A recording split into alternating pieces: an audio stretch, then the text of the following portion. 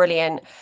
So I just want to say thank you for everyone joining us tonight, and I hope everyone's had a lovely Christmas. Me and Charlie decided to put this on because for those of you that don't know, I have the yes button where it helps women find their confidence to be who they are and not who they've been told to be. And last year we did lots of different events, dinners, and online Zooms, and this year I'm putting that side on pause, all the Zoom stuff, because we wanted to do more in-person events. So to sort of finalize and do our last online Zoom, we wanted Charlie, because a lot of people ask me all the time, like, what do you know, who does your branding? And also my business, Joel. And I thought, you know what, Charlie is just a fountain of knowledge. So I'm so super grateful for Charlie giving up her time tonight to come and ask any questions that you've got. So what I want to do is just sort of go back to how I met Charlie, which was Charlie, are you unmuted? Can you hear me? I can hear. Yeah. So I met Charlie. Would it be about 3 or 4 years ago now? I can't remember. It's definitely three. It might be four. It could be four, couldn't it? And cut a long story short, a friend of mine called Susie had done some TikTok training, and those of you that know me, you can sell. What is that phrase where you can sell a snow to an Eskimo? I can't even speak, but I'll buy anything if it's going to do anything, improve me in any way. I'm like, right, sign me up. Which is a nightmare for when you're low on money and you're a student. I was like, I've got to grow. Anyway, I did the TikTok training. I met Charlie and she ran through the day and she said, this is what we're going to do. We're going to learn how to create a TikTok. Then towards the end of the day, we're going to film you, do some content, and then show you how to edit that. And I was like, absolutely not. Like, I don't do content. I will never do it. It's not something no, absolutely not, Charlie. Sorry. I just want you to show me how to use TikTok. Did we do? I don't think we did any content, did we? I was like, absolutely not. And Three then months out of schedule. yeah, and so we went our separate ways, and then I was launching my business, my supplement brand Jolt, and we took somebody on, and they weren't very good at social media. And then I was like, do you know what? I worked with this girl. I wonder what she's doing. And then got back in t touch with Charlie, and then the rest is history. So Charlie does all the branding, all the content for our Jolt, the supplement brand. So it's Jolt My World, if you want to have a look. And then also she does my personal branding stuff, which is Lindsey Kane Zero. Natalie, if you just put those two Instagram handles in the chat, and also Charlie's Instagram handle too, and then at least everyone can have a nosy at what kind of things we talk about and what Charlie does. Um, but Charlie, I'm going to let you start and talk about OAC and how personal brand and influencer agency and about your journey. But before we start, it's just to say that it's a self-guided talk. Charlie's going to obviously, she's got the slides, and she wants you to have a pen and paper. So if you've got any notes, make a note. If you've got any questions, what we want to do is get everybody to put it in the chat. And then at the end, Charlie's going to answer the questions. So she'll be able to go through the chat and, answer them in order. So if you do have any questions, pop them in the chat. But Charlie, hello. Thank you. Right. For those of you who don't know me, hi, I am Charlie and I'm the founder of OAC and we are a personal brand and influencer marketing agency. I'm going to start by just kind of rewinding a little bit. I'll kind of recap a little bit over how me and Lindsay met as well and where that kind of fits in my career timeline, just to kind of give you an idea of how I've fallen into this space and how my journey's kind of evolved. And the point that I kind of realized how powerful my personal brand has been for my career, the agency, and everything that we're doing today. So, is this sharing okay? Oh, we were having some technical problems before everybody joined, but you can see this all right. Perfect. So, in 2016, I graduated from university. I had just finished studying an events management degree, actually the same degree that Lindsay studied. We bonded over this. I don't think we realised actually straight away that we'd both done the same degree. But yeah, I was studying events management and I left university and went into a part-time wedding coordinator role, a local wedding venue that was brand new, had literally only just opened. I was interviewed on the Thursday, and I think I worked their first wedding on the Saturday. So I was there pretty much from day one and was the only member of staff and was then tasked with, right, we need to get bookings in. Can you do some marketing for us? And I was like, Yeah, okay, we'll give it a go. Try, see what happens. And I stayed there for a couple of years. By the time I left, I'd been promoted up to general manager. I was managing a team of 20 people. I was responsible for the profit and loss, the budget planning, the strategy, the sales and marketing. And over that time, I took the venue from having absolutely no bookings to 70 weddings a year. So that was my first kind of introduction to the world of marketing and where I started to really find my feet with it and enjoy what I was doing. I left that job in 2019 and then went to work for an international events organizer. I was working over in Germany at a trade fair organizer called Messe Dusseldorf. For anybody who's been to the NEC before, it's 4 times bigger than the NEC. It's absolutely vast. I can't actually put into words how big it is. You can't walk around it all in one day. It's enormous. But I had all sorts of events from boat shows to selling wire pipes. I'd got medical shows. I had to become a master of all of these different areas and was working with international press teams, marketing their events and trying to get as many UK companies overseas as I could. So it went from kind of really glamorous marketing with weddings and everything looking pretty and lovely to trying to make copper pipes exciting. It's not very easy to do. The boat show probably is the only part I was truly proud of. It's the largest indoor super yacht show, and it was the only glamorous event that I got to work on during that time. So it's the only one that you really hear me speak about these days. And whenever I walk past a Sunseeker yacht or anything like that, I'm like, they were my client, because it's my only claim to fame I have from that time of working in that job. Now, I was in this role during COVID, and we lost our entire events portfolio throughout COVID. At that time, I had also just moved into the house that I am sat in now.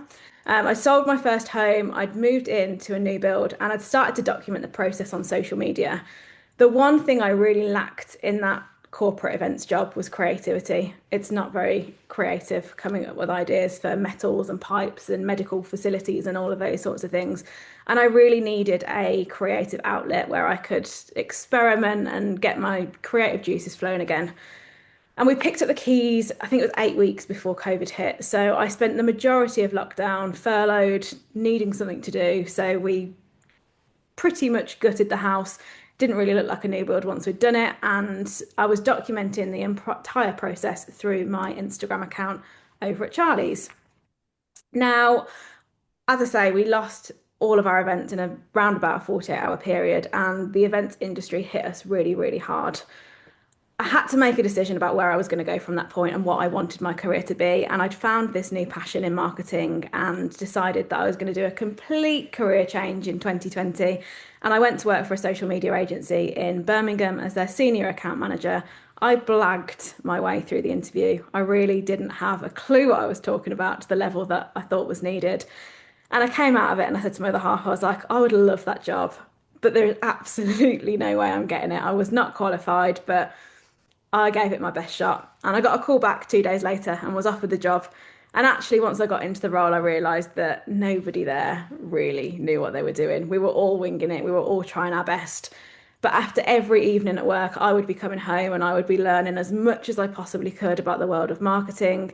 And most of what I learned during that time was completely self-guided study, wanting to make sure that I was offering the absolute best of my abilities to my clients and to the team and not wanting to look like the weak link. So there was a lot of hours spent after work learning as much as I possibly could. And over at Charlie's then became my experimentation ground. It's where I was trying to learn as much as I possibly could about what was working, the type of content that was getting traction. And that account started to grow and grow and grow and grow and grow. Now, there was one really pivotal moment for me. At the time when I started the account, it was a secret from everybody. I didn't tell my family, I didn't tell my friends, and I didn't tell my colleagues.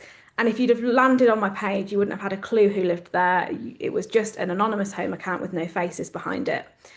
But it was at the point where I'd started to kind of twig on that actually people that I was enjoying in terms of their content, their faces were in their content. It was actually the people behind the account that I was drawn to most. And I put my big girl pants on and I put my face on my Instagram page. And at that point, then everything flipped. My account was growing. I was getting more followers every week. My reels were getting more views. And it was only at that point where I started to put my face behind it that I started to see some traction. In 2021, the business that I worked for acquired Balance magazine, and I took over the role of creative director. So I was looking after the socials, the cover projects, the podcast launch, the digital brand activation. COVID really rocked the print industry, and people had stopped buying physical printed items. So we were overhauling the entire digital strategy, and I got to work on some really cool projects with some really cool brands as well. So all of these were kind of brand partners that we were working with, curating content, trying to, find out what was working for them, and started to bring in some influencer marketing into the mix at this point as well to really amplify the work that we were doing through the digital magazine and bringing in some familiar faces as well, as you'll see from the covers here. You'll probably recognize a few faces there. Now, in 2022, I had started to work with brands. I was generating a decent income from my collaborations and the social media work that I was doing. And I was matching my income, and I had to make a decision about where I was going to go with this. I was presented with this opportunity where I could either lean all in to over at Charlie's, or I was having this constant juggle of, working my 9 to 5 and working my 5 till 9 and all of my weekends creating content and trying to get my brand projects delivered on time. And I very, very impulsively put my notice in one morning in October 2022. It had been spoken about a little bit before, but it wasn't necessarily set in stone that that was going to be the morning that I did it. But I did. I quit my job, announced it on my socials, and tried to go it alone and wanted to see what would happen. The intention was always to go all in on collaborations, but we'll go through that next. Fate had a little bit of a different idea for me. And I was very conscious that I didn't want to have just one source of income. Collaborations can be unpredictable. It was quite a new space at this time where, my rates were varying from £300 a post to £3,000 a post. I had no idea, month to month what I was going to be paid. So I wanted to make sure that I'd got some sort of stable income to, keep me going, as it was going to be my only source moving forward. So I did that. Fast forward to today, and I run an agency, as I mentioned. We're a personal brand and influencer marketing agency. And that really evolved once I'd put myself out there on socials and said, I'm looking for brands to work with. I can support small businesses with their social media content. I can train. That's where I met Lindsay. And it snowballed. And within 8 weeks of putting my notice in, I was hiring my first member of staff, and it has grown and grown and grown since then. We are now a team of 8, soon to be 9 or 10. We've got a couple of jobs going at the moment. And in 2025, we managed £1.7 million worth of brand collaborations. We worked on nearly 800 campaigns. And it's grown pretty quickly. I think we totted up 43 million organic views on content that we'd produced last year as well. So the last 3 years have been somewhat of a blur for me. It's grown very, very quickly. And we're working with household brands that, you guys would recognize on, and probably shop with on a daily or weekly basis. So yeah, it's grown very, very quickly. And the kind of real answer to how that happened is through me building my personal brand. And I didn't really realize that I was doing it at the time. I knew I'd got this profile and I knew I'd got this audience behind me that I'd spent time growing, through the home account days. But I didn't really understand its true power until I started to promote myself and my business and see the leads starting to roll in. And still to this day, we have never done any outbound marketing. We've never paid for billboards or ads or anything like that. All of the work is either generated through my personal brand or through word of mouth from the clients that we work with who are happy with the work that we do and want to recommend us on to others. So that's kind of a little bit of an intro into me and how I landed in this space. And as Lindsay said, this is kind of a self-guided session for you guys to work through. Grab a pen, grab a notebook, scribble stuff down as we go through. We are recording this session as well so that you can watch it back. We'll stick it onto YouTube or something like that. We'll get the link sent out afterwards. But please scribble away as we go through and start to take some notes. So, starting off with what is a personal brand, if you don't already know. Your personal brand is basically your online reputation, and it's what people think of you when your name comes up. And it's the reputation that you build through what you share, how you show up, and the value and the things that you're known for. But it's entirely something that you can craft. You can dictate what you're known for. You can dictate what it is that people go and say and how they speak about you and how you are recommended to other people. And it's that reputation that you have on scale. It's what you put out online, and it does the talking offline when you're, in or not in rooms of people and you want your name to come up, and it's how you're spoke about during that. So, a little bit around why does your personal brand matter? Now, I want you to think of your audience and that being the total number of people who are in contact with you, seeing your work, seeing, whether you're a business owner, whether you're a content creator, your audience is one block. Now, when we break that down, at any one time, 85% of them are not ready to buy. They're not in a position to take action from your content, whether it's, you're selling your services, selling your products, or whether it's, as a content creator and you're sharing a link and a recommendation. 85% of them you can rule out immediately because they're not going to take action right now because they're not ready. 12% of that audience are thinking about buying. So they're kind of warming up, they're getting there, they're kind of on the fence a little bit. And only 3% of your audience are actually truly ready to buy from you at any one time. Now, traditional marketing, so that's your ads, your billboards, all of that sort of stuff, only targets the top 15%. But what your personal brand is doing for you is building the trust and the relationship with that 85%, so that at the point where they become ready to buy, you're the obvious choice and you're the one that's front of mind at that point.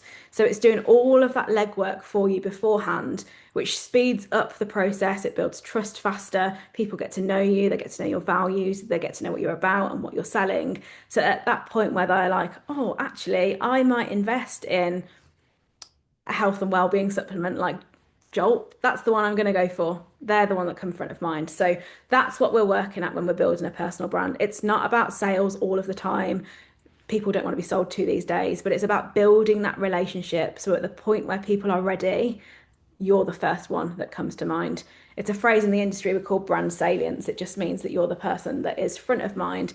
If I was to say to you right now, pick a supermarket, the supermarket that comes to mind first of all is what has the strongest brand salience in, your mind and your opinion. So that's what we're working on. Now, 92% trust strangers more than brands. And what we're trying to do is position ourselves rather than as a brand and a business, as the person behind it. And that gives a much stronger trust level than your typical brand or product. Your personal brand can generate you a 7 times higher conversion rate than your brand. It delivers on average 8 times more engagement and 24 times more reshares. So the opportunity that you've got with your personal brand is pretty massive if you execute it and commit to it properly. You can get 561% more reach. And the way that I'm going to speak you through this presentation tonight is what we call the brand compass. And this is our signature package, and I'll come on to what that includes and entails at the end. But it effectively is built up with your 5 Ps. Your purpose, which is what you want to be known for. The person, so that's identifying who you are and how you show up. The people, and that's the who you serve and thinking about what they struggle with. The proof, and that's what makes you credible already. And then plan is how you stay visible amongst your chaotic real life. We're all busy people, but how do we do that?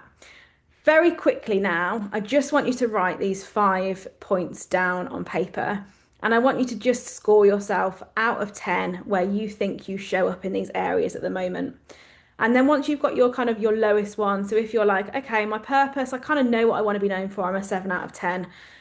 The person behind it, do I really know how I'm showing up? Maybe that one's a little bit lower and you're a 4 out of 10 on that one. The people you're pretty confident with, you might be an 8 out of 10 on that one. The proof, it may be something that you've completely overlooked and you're not really considering and thinking about at the moment. So that one might be a 3 out of 10. And then the plan, how many of us actually have a plan behind this? If that one is scoring low for you, what I want you to do is circle the lowest one, and that's where I want you to focus the most of your attention this evening.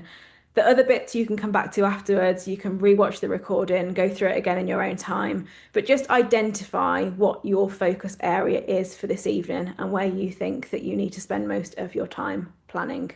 So we've got purpose, we've got person, we've got people, we've got proof, and we've got plan. So your purpose. This is what do you want people to associate with your name? And I've put a little prompt here for you. I help whoever it is to do whatever it is so that they can, and whatever action you want to take off the back of it. So when you're thinking about your purpose, what is it that you want people to know about you? If they were to introduce you to their friend at a networking event, what would you want them to introduce you as? What is it that's your title? What do you want to be known for? What is it that you want people to remember about your brand or, your personal brand? So just have a little think around that purpose point and what do you want people to associate with your name?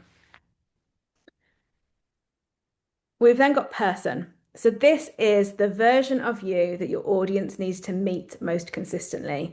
Your personal brand isn't necessarily your personality. You can craft something, it may be that you're a very lively and energetic person in day-to-day life, but actually the personal brand that you want to give out there is a lot more calming and a lot more soothing. The two don't necessarily go hand in hand. So it could be that I show up as a calm and authoritative figure because my audience needs stability and a key person of influence that they can trust. So have a think about how you as a person want to be perceived online and what you want to be kind of recognized for. Is it your bubbly, energetic energy, your infectious smile? Or is it, a little bit more serious and that you're laying down some really core, important statements that, need a little bit more serious approach to? So have a think around that as well. We've then got people. So this is all around your audience. So this is the version of your audience that you want to be meeting the most frequently online. And once you've got that audience clarity, you then get your content clarity off the back of it. And you can put, a statement together around this. I'm talking to you if you are X, Y, and Z. The biggest mistake that I see people make online is that they try and talk to everybody. And to start with, you need to really niche down into what I would actually call a micro niche. Get really, really specific on who you are, who you're speaking to, and the type of audience that you're trying to curate. Once you've got that core audience of people behind you, at that point, then, once they know you, they like you, and they trust you, you can start to broaden out a little bit. But start quite narrow, really, really niche, so that you're building a very specific community around your personal brand, because that's where your really sticky, trustworthy audience come from who come back to you time and time again. We've then got the proof. So, what makes you credible? What is it that you can be putting out there that shows that you are a key person of influence in this space? Is it your qualifications? Is it your personal experiences? Is it the jobs that you've had in the past? Is it the clients, the case studies, those sorts of things? And the goal with a personal brand is always building trust. We're not trying to get quick viral wins that put you in front of millions of people who are the wrong audience. We want to focus on a really narrow audience of relevant people. We want to prove to them why you're trustworthy and why you are the right person to be the authoritative figure in this space. And once we've got that proof converts attention then into opportunities. And the real focus around your personal brand is the opportunities that it can create for you. And those are different from every kind of founder, creator. Your opportunities can look very, very different. It could be leads into your business. It could be sales of your product. It could be press opportunities to improve the image around your business. If you're a creator, it could be brand collaborations, and that's what you're going after. It could be that you're trying to sell digital services online. It could be that you're wanting to sell your business in the future and you want to, make sure that there's a good narrative behind it around the founder's story. There's so many different reasons about what the goal could be behind your personal brand. But what we're trying to do is build the trust behind it and prove that you are credible. And then we've got plan. Now, I see so many people fall down at this point because they try and plan and build a system that just cannot survive the real life, the school run schedule, the trying to juggle it with the core responsibilities of being a founder in your business. And the real focus here is to build yourself a system that encourages consistency that you can stick to, is something that even in your busy weeks you can remain consistent with, stay showing up online, stay posting. So have a think about what is a realistic level for you to commit to here. Are you kind of level one, where you're doing 2 posts a week, stories 3 days a week? Are you a level two, where you can commit to 3 posts a week and stories 4 to 5 days? Or are you a level three and you've got a bit more time on your hands and you can go for 4 posts a week and posting stories most days? What you don't want to be doing is showing up online and posting 7 times in week one, 3 times in week two, disappearing entirely in week three, and coming back and posting once in week four.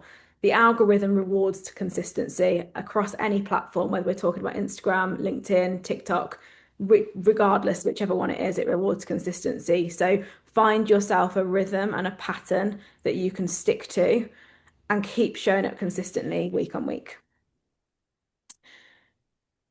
Right, I'm going to take a breath. We're going to go into a little bit of content strategy now. So we've got kind of the foundations there and those areas that you can recap back over, have a little look at, and decide on kind of where your focus areas are. If you've decided on your focus area and you're really struggling, please drop me a message. My Instagram handle's over at Charlie's. I'm more than happy to help kind of pull out some ideas for you if you're really stuck on any areas after today. We're obviously going to do some questions at the end of this session, but I'm more than happy to help. So drop me a message on there and I'll do what I can to help you figure it out.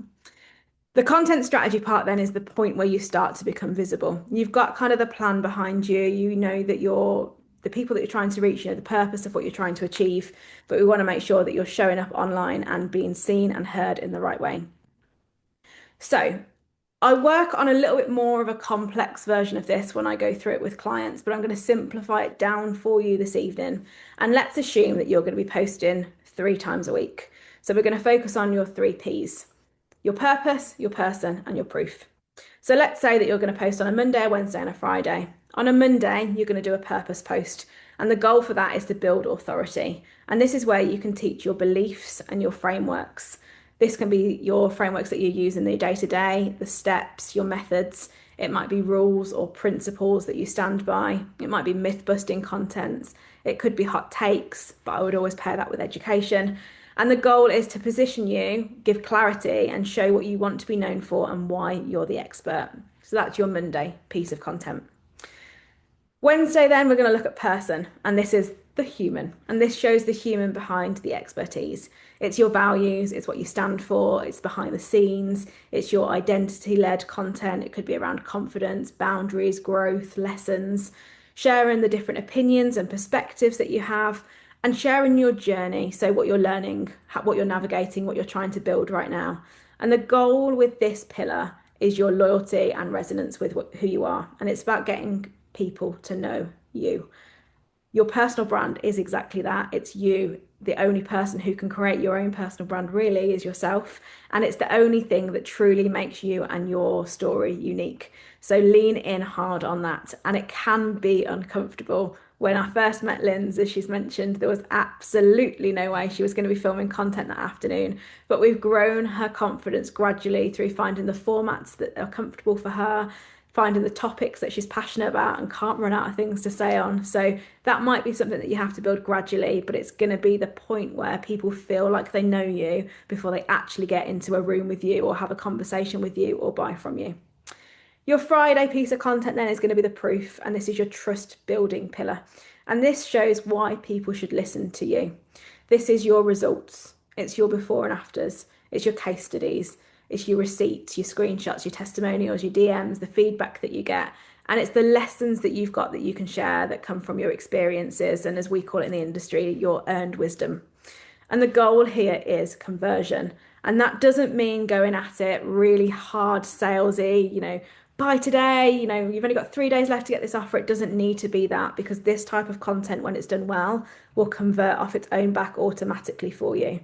The proof makes the opportunities come to you because you've removed the risk in someone's mind. So you're not having to go and compete necessarily on price or on the very, very best and ultimate service level. They trust you and therefore they want to work with you. They're familiar with you because you've put the time in to build that person content earlier on in the weeks before, and they recognize who you are and you're the first person that comes to mind. Just to kind of summarize that back down, your authority is what you know, your connection is who you are, and your trust is what you've done. And if you can nail those three areas and relate it back to the audience that you're trying to reach, those are the three core areas of what builds your personal brand and makes it powerful. This is taken from another one of my training programs, but I think it's a really good way to kind of show how all of these areas come together. Whenever I do a deep dive with a client, I always go into their values and what they stand for, the foundations, the story, everything like that. So think about that as the foundations. And your personal story is what everything else stands on. You can't build your personal brand without your own story. And that's your like authentic foundations, and everything will be built from that. On top of that, then come your P's, which are your pillars. And these add your structural support, it adds routine to your content, and it keeps it all together robust and effectively standing for a long time. And then the frame is your values, your purpose, your why, and that props everything up and ties it all together. So that's where all of those different areas come into play. A little bit of a hack here for you, and something I do with my team. And I know how hard it is to keep coming up with content ideas and to be constantly on and generating all of these creative ideas that fuel the content that you're putting out there. But these are my two most used and actually probably the most simple hacks that I implement across the team. The first one is for each pillar of my content, I have a note in my phone. And whenever I have an idea, whether I'm on the go, all the time when I'm driving, I'll speak to Siri through my phone and ask it to add an idea to my notes so that I'm not having to try and remember it by the time I've parked up.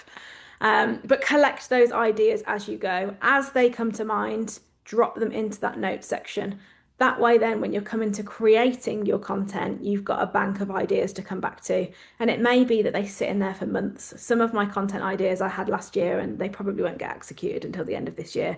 But that's okay. They're sat there and they're ready for me as and when I'm ready to post them. The other one then is to create saved folders within Instagram.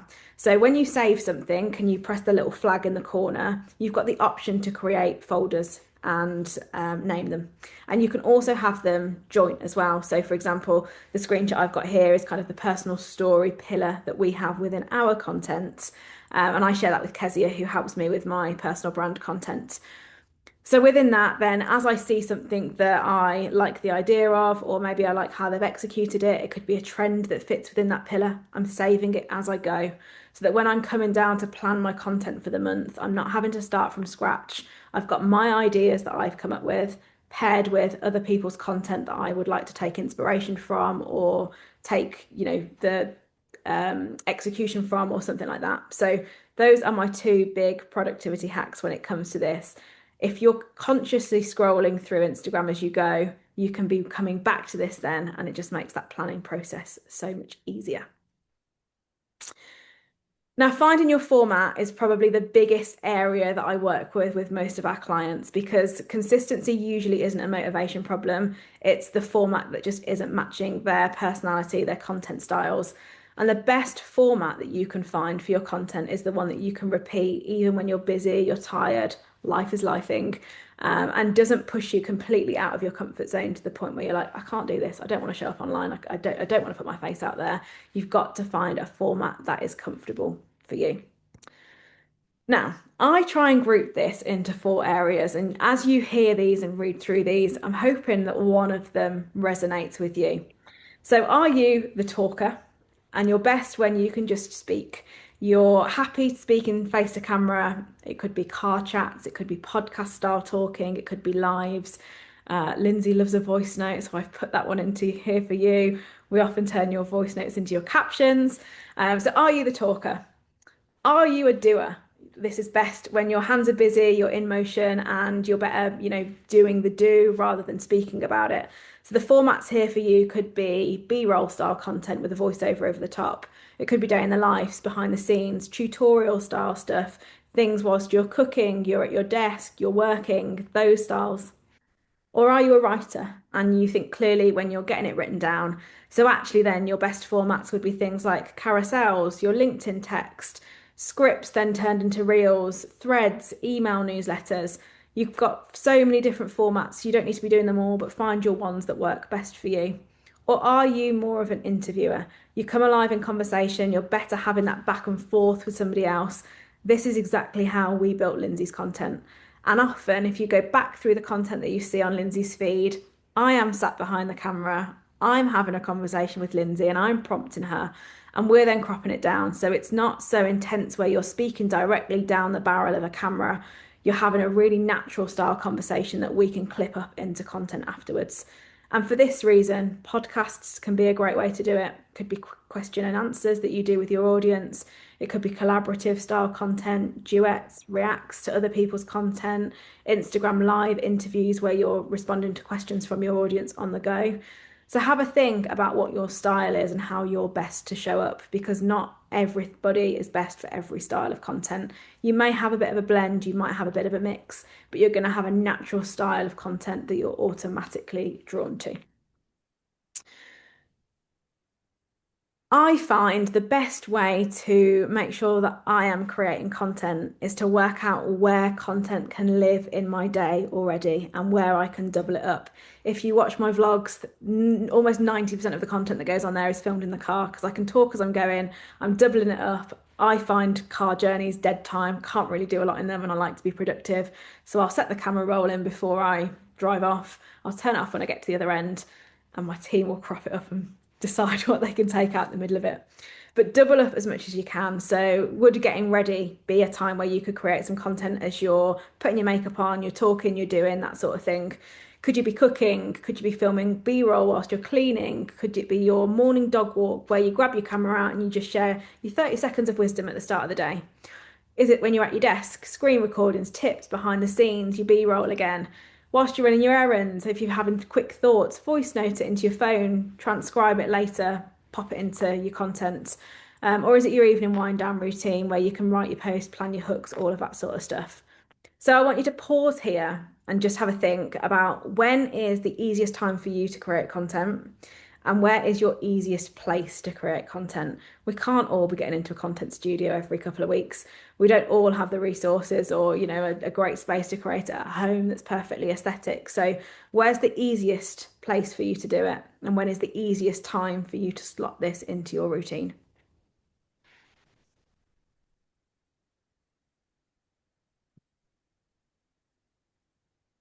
I like to look at it as a bit of a primary and secondary format here as well. So choose your primary format. That could be B-roll, your voiceovers, straight to camera, your podcast style, your text-based carousels, LinkedIn, and then choose your secondary. So that could be your stories, your carousels, your lives, your behind the scenes, and try and pair the two together. It's nice to have a bit of variety in your content, and you don't want to be showing up as a reel 100% of the time. You don't want to be showing up purely on stories and never getting anything onto your feed, but try and pair two together that feel comfortable for you. And think about what your primary is, what your secondary format is, and when it's busy, what's going to feel easiest to you to have in there. I'll give you a minute to just think about that.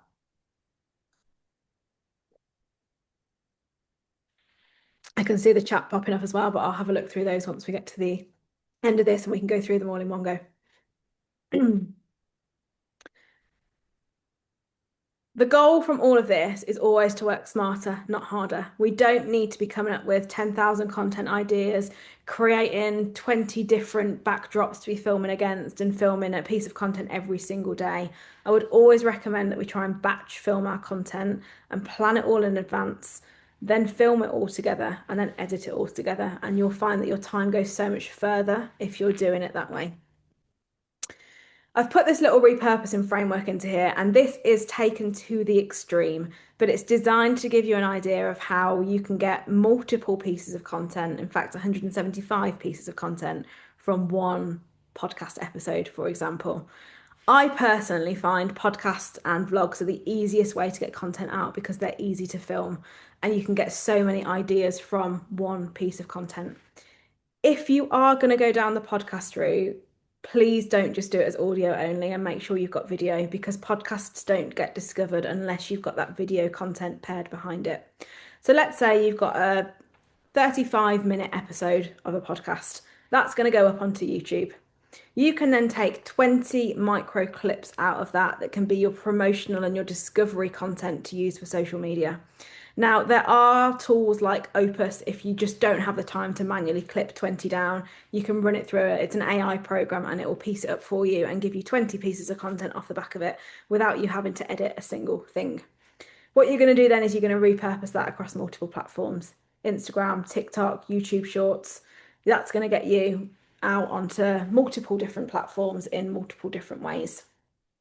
You can then transcribe your podcast and turn it into a LinkedIn post. You could then pull 30 strong quotes out of it and turn them into threads. Those ideas then can be turned into value-packed carousels. And then you can find the three messages from them and turn those teachings into blogs. You can get so much content from one single podcast episode. And I'm not saying that all of this would go out in 1 month. It might be that it goes out over a 12-month period because that podcast episode is all around your story, your values, all of those sorts of things.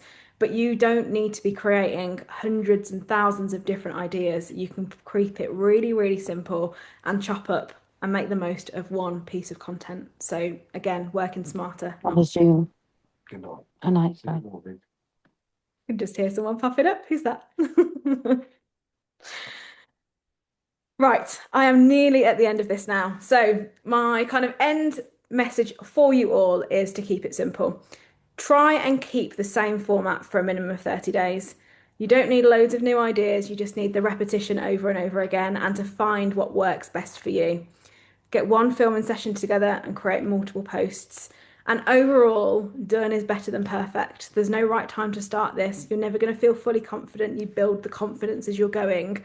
And just try and get something out there initially before you start to really analyze it and come up with this all singing, all dancing strategy. Focus on getting stuff out there to start with, and then you can refine and look at the data and go over all of the individual bits.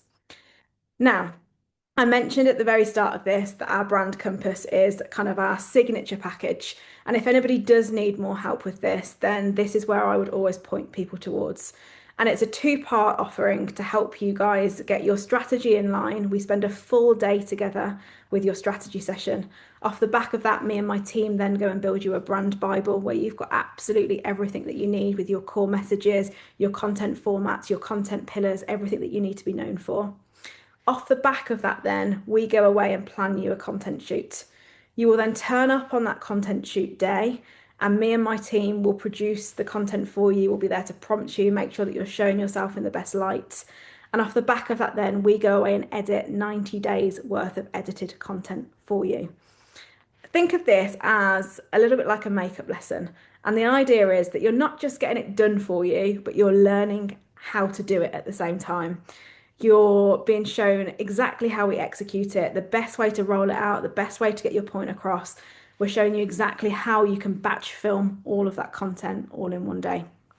And I've put a little offer in here for you guys as well. If you quote yes button, you can save £500 off our brand compass package. And I'll pop our contact details across to you all in an email after today as well, if you've got any questions or want to follow up or anything like that.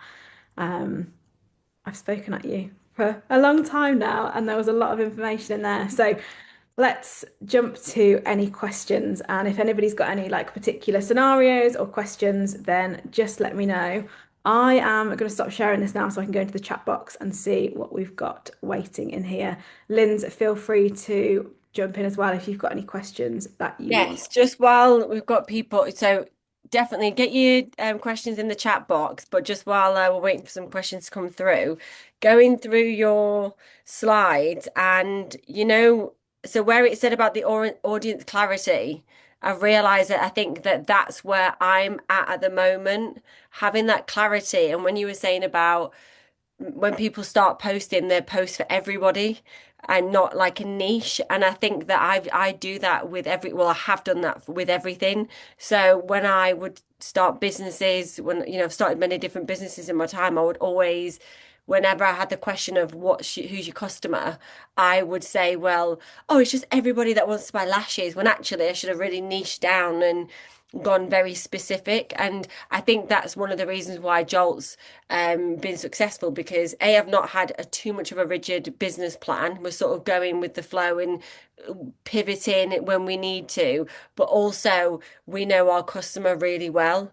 And but for my personal page, I think that's where I'm at the moment. So I think I always remember when I met Charlie, and I was like, well, I have no idea what I'm going to post about. And Charlie recommended I look at four content pillars. So at the time when I started posting content, I think I did makeup, property, like motivational and business. And then after a few months, I saw what would get more engagement. So like property was the least engaged, so I stopped doing that. And then, and then makeup wasn't as engaged either. So then I just focused on like the motivational and the business side of it. So I suppose, it's just what you said to me, Charlie. It's just practice, getting just testing your content pillars, isn't it? Um, but we've got the questions coming through now. So Charlie, just so I don't take up the time. Um, Start with Claire. So, what if you're a talker but don't like showing your face all the time? Bedhead. I have a home account, but position is hiring it out to photographers and videographers. I think it's something that you'll build confidence with over time. And if you would say that you're a talker but you don't like showing your face all the time, have B-roll content that you can add a voiceover to over the top. That's how I built my confidence on camera. I'm fairly confident. I don't love being on camera, I'm not going to lie, it's not my favorite thing, but I know that the payoff is worth it, so I put myself through the pain. But to start with, I wouldn't sit and speak directly down the barrel of a camera. I would film B-roll clips of me moving around the house, setting stuff up, maybe painting a wall, that sort of stuff, and then I would add my voice over the top of it. I always also find that you've got so many opportunities before it goes live to refilm it if you need to tweak it, to edit it, to make sure that you're happy with it. It's not live, so always remember that. And a good place to start as well is building your confidence on stories. They only stick around for 24 hours. Only the people that follow you are going to see them. So start small and you'll gradually build your confidence. But yeah, I would say if you don't like showing your face, then a voiceover is a good way to do it if you would say that you're a talker.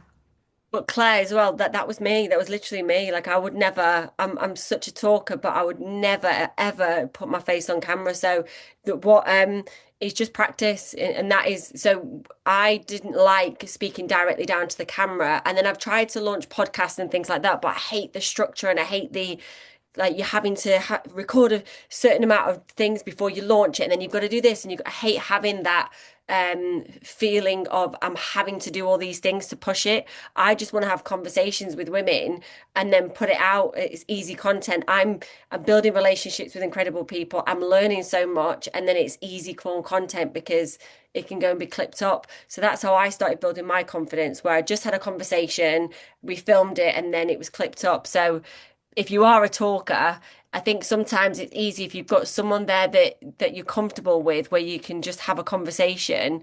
It might start to help, because what will happen is you'll post a bit of content and you won't die, and then you're still alive after it's gone, and people might comment, so no, that really helped me. Even if it's just one person that says it, you're like, oh my God, yes. And then it just sort of goes from there. So yeah, definitely just practice. Comes into finding that format as well that works best for you.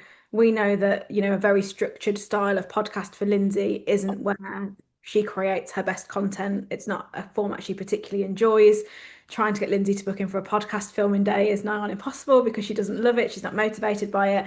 But me and her sitting and having a chat in a hotel room before we go to an event together is where we get our best content, and it's what performs the best. So it's about finding that format as well that you feel comfortable with. Next question from Amy. I did my first talking reel today. Yay, well done. Scared the life out of me. It did okay with my followers, but didn't do anything with non-followers. What was missing? Was it the proof of why they should listen to me? Not every piece of content is going to serve the same purpose. And I see this across my content. There are some pieces that only reach my own audience, but that's building trust and familiarity and that relationship with them. And then there's other pieces of content that can be 50-50 between my existing audience and, you know, the wider population. For me, I would much rather my content be shown to my audience and I'm building a relationship with them than it going beyond my existing audience and reaching the wrong people. So I don't necessarily think it's a bad thing that it's only been shown to your own followers and not non-followers. I'd keep experimenting with it though, and I'd stick at it, and I would track not just on one across multiple different pieces of content. And it might be that your hook at the start, your first 3 seconds, wasn't quite right for reaching a wider audience. It could also be that there's a complete shift in the content style and that the algorithm takes a little bit of time to get used to that. So I would stick with it.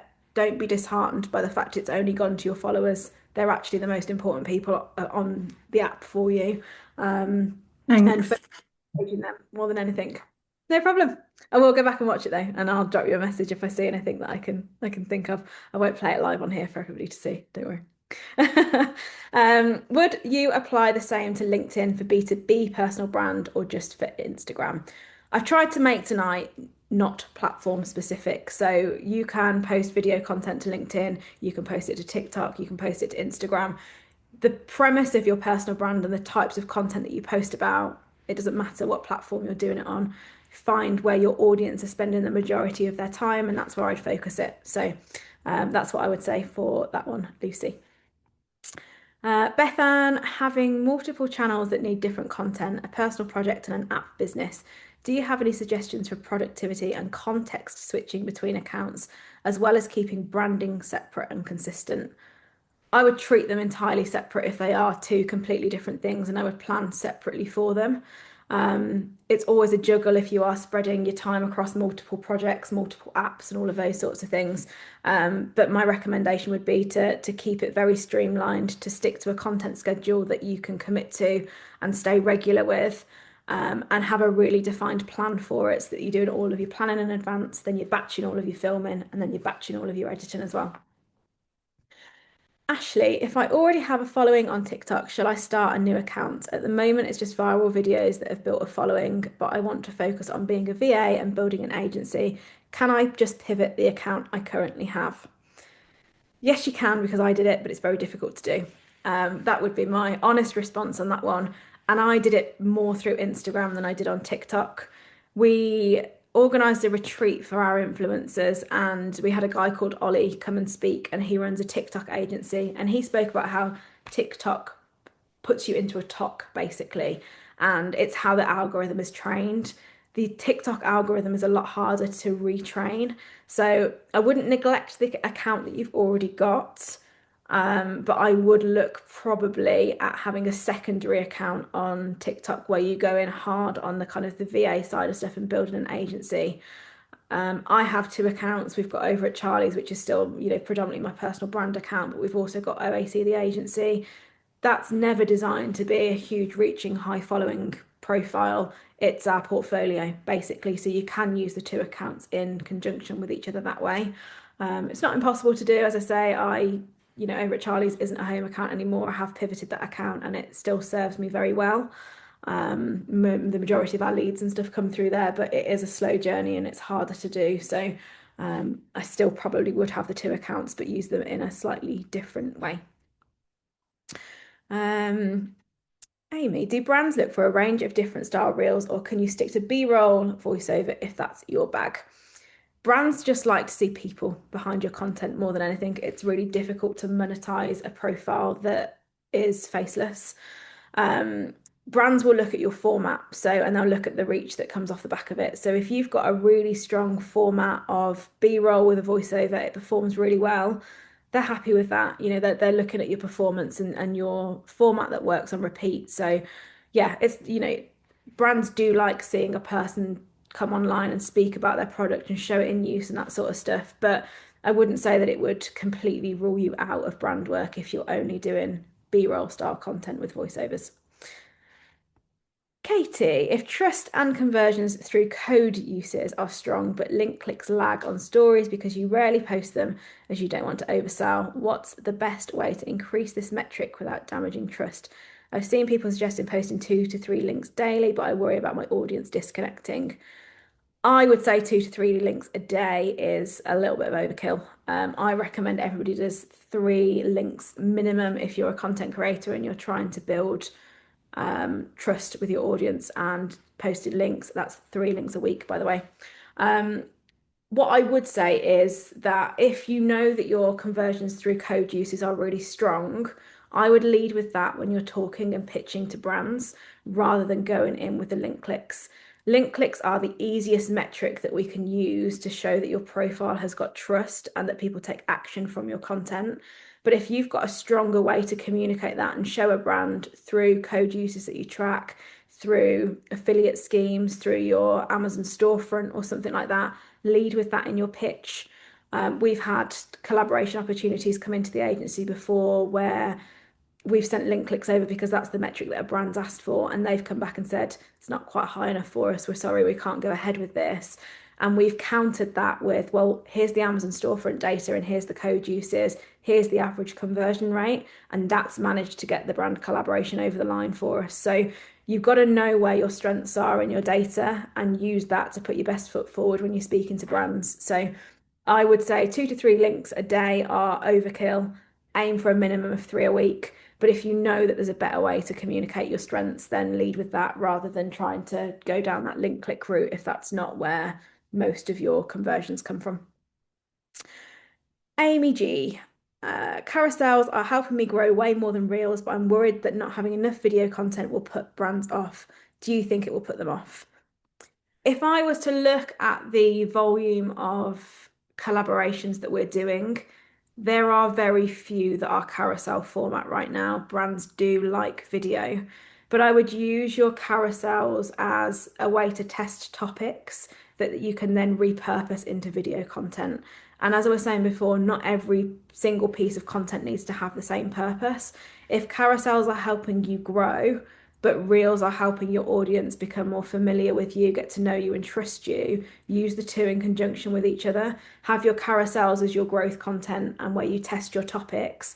And when you see a particularly high performing carousel, try and replicate that and the format of it through a reel, and use that then as kind of trust building content more than anything. So I wouldn't neglect them, and I wouldn't, completely rule out reels just because your carousels are doing very well. If brand collaborations are your kind of target and what you're working towards, if you're a brand selling product and your carousels work way better than your reels, then you can phase out your reels a little bit. But if collaborations are the route that you're going down and that's kind of the purpose for building your personal brand, then I wouldn't neglect video, because I would say 99% of the collaborations that we put through are either reels or their story series. So yes.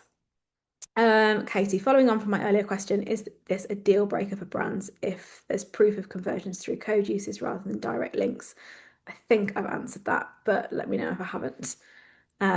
Hazel, what would you lead with when pitching to brands if you don't have any data to show, i.e. you've never really posted links or Amazon storefront, LCK, etc., but you still feel like you'd be able to create great content for them? Would you even bother pitching yet or focus on improving data first?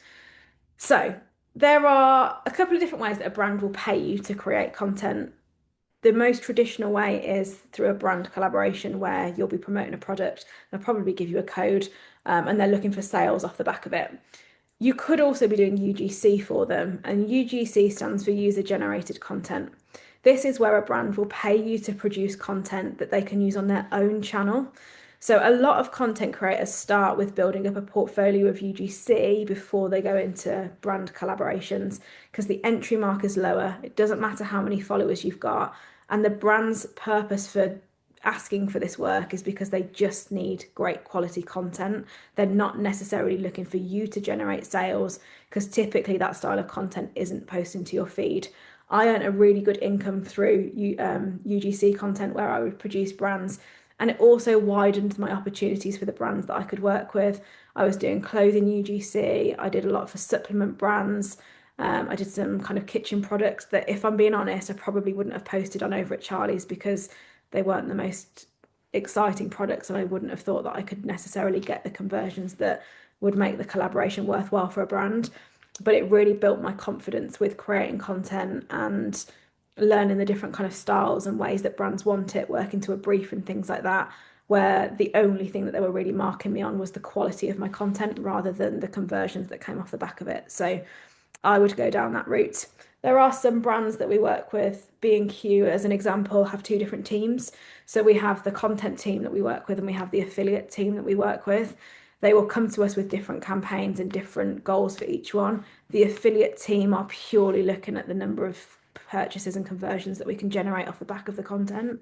Whereas the content team do just want specific products shown in very specific homes, purely just for the quality of the content more than anything else. So it's not a lost cause if you haven't got that data.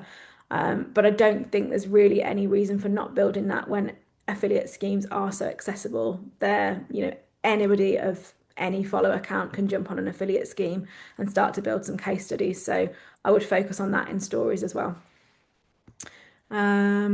What kind of content pays better? Pretty aesthetic. Here's your sofa in my home reels, or here's how you can before and after transformation style reels.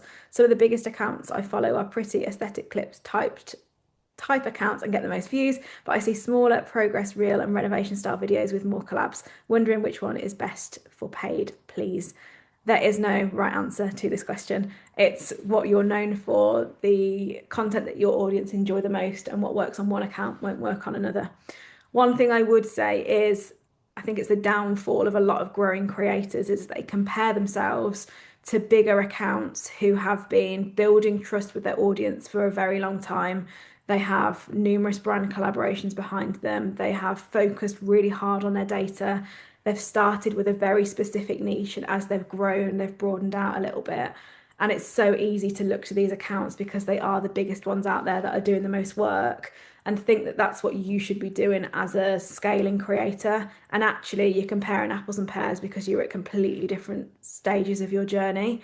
If you're going to look to anybody for inspiration on what's working and what you should be doing, find an account that is at a similar stage and at a similar size to yours. And if they're having success with something, then replicate that from there rather than these big accounts who've spent years and years and years producing content and not getting paid for it. And that is the reality behind most accounts that are earning an income through Instagram, is there are a lot of years that have gone into it before they've earned a single penny from it.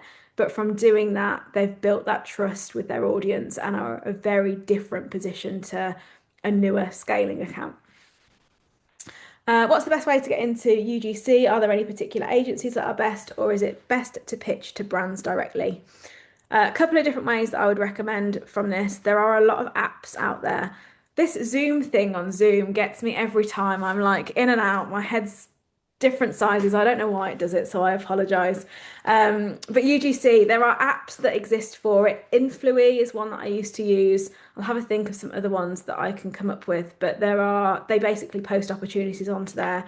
I used to get a lot from Influy. That's one way to do it. There are Facebook groups that you can join where brands will post UGC opportunities and you can apply and put your portfolio in. I would also be looking at any kind of paid ads that you see from the brand themselves that have got people in them. The chances are they've used UGC creators to generate that content, so you could pitch yourself in via DMs for that. In terms of agencies, we don't specifically work with any for UGC. I think a lot of brands manage it in-house. So I would start with kind of building relationships with the brands directly or going through apps to find opportunities. If you receive negative comments on your content, is this something that would put brands off? Is it best to just delete them? Any engagement can be good engagement, but I think it depends on what sort of negativity you're getting. I'm not big on kind of rage bait style content that just puts an opinion out there because they know it's going to divide opinion and you're going to split people down the middle and you're going to have an argument going in your comments. That's not really the type of content that I focus on. You're never going to receive 100% positive feedback to everything that you do. And, it can help you to get content pushed out into the algorithm if there's discussion going in there. If it was a branded piece of content and there were negative comments around the product or the brand that you're promoting or working with, have a conversation with the brand about whether they're happy for them to stay there or whether they'd rather them be deleted. But as a general rule of thumb, I would say use your common sense with it. If you think that it's going to be something that could potentially deter a brand or, they're slandering something that, is really core to your values and what you work on and how you promote yourself, potentially. But a lot of the time, they're not looking that deeply at the engagement on your posts, and they're more just looking at the overall performance. That was a lot of questions, guys. Um, Charlie, just before we go, just obviously if there's any last questions, get them in the next couple of minutes. But I just wanted to ask whether I wrote mine. Oh, so with this is quite niche, obviously. This is more for Instagram and stories. But I'm terrible. I don't post them regularly, as you know. But what does like if you don't post regularly, what happens is like the stories a separate algorithm to the grid. And so it is. So if I were to post like one story every day, would that increase the reach? How does that, like, I don't know how it works. It will do, but it looks at things on a slightly more deeper level than that. So you'll know if when you open up Instagram, the people's stories who pop up in the little bubbles to start with are probably the people that you engage with the most. They're your friends, they're the people that you regularly react and respond to their stories. That's what the algorithm is looking for. So if you're regularly, you always show up quite soon in my algorithm on my stories because we speak on Instagram a lot. If you can generate interaction with your stories, if it creates conversation, if it's starting, people to engage in sticker taps or answer questions, that sort of thing, then you're much more likely to show up earlier in their feed because the simplest way I can boil the algorithm down, and this goes across any platform, is the algorithm's job is to keep people in the app. If they're being shown content that doesn't interest them from people they have absolutely no idea on topics that are of absolutely no interest or even a foreign language or something like that, people are going to shut the app down. And that costs Instagram, TikTok, whatever the app is money, because the more people who are online, the more they can charge for their ad revenue. That's basically the goal of an algorithm is to serve you with content you enjoy and keep you on the app for as long as possible.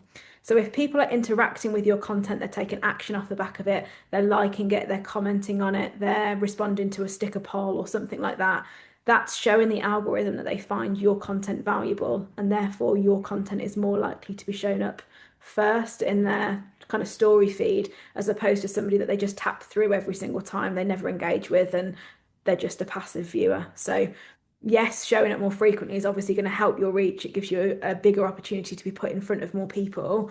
But actually, the action that people take from that story is more important than just showing up as frequently as possible. It's that kind of quality over quantity approach again. Okay.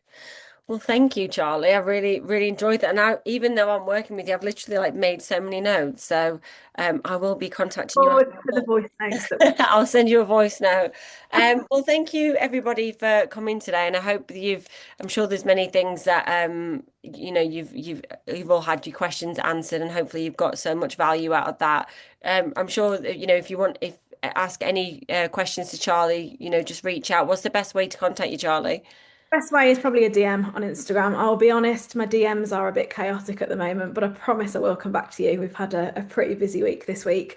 We also have loads of free resources. I put a post on my Instagram today around the free resources that we've got. We've got a couple of downloadables on the website. We've got a pitching guide that you can download and pay for as well. We've got the podcast Unfiltered Influence. We've got two series full of content all around personal brand, growing your influencer account and all of that sort of stuff on there as well as all the content that we put out there. So loads of free bits that you can get started with as well. Oh, perfect. Thank you. And thanks, everybody. Have an amazing week. And again, we're nearly in February, aren't we? So it's whizzing by. So yeah. Anyway, thank you. And we'll be in touch when we have like some Yes Button events coming up. We're planning on things for the end of the year. So we'll keep everyone updated. But thank you. Bye. Bye, see you soon. Bye.